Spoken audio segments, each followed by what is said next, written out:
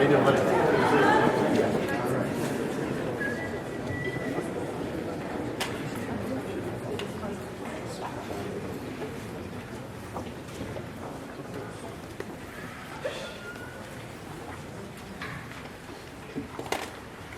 Hi, good evening.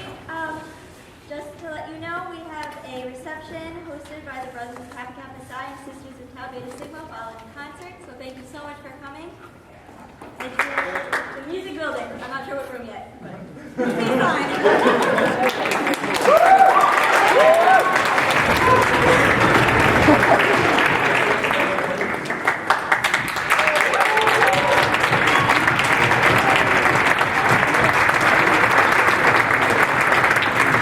Good evening, everyone. On behalf of Dr. Jeffrey Renshaw, Dr. James Spillane, Director of Choral Activities, and our talented students of the Wind Ensemble and Choral Program, we're delighted to welcome you to this centennial celebration of the life and musical legacy of Vincent Persichetti. In 1980, I had the remarkable experience to join a number of other young aspiring composers as a composition student in graduate studies at the Juilliard School. And for the next 9 years, I had the remarkable experience to study composition with Vincent Persichetti. And to give you an idea of what the school was like in terms of musical composition, the composition faculty included 5 titans of 20th century music.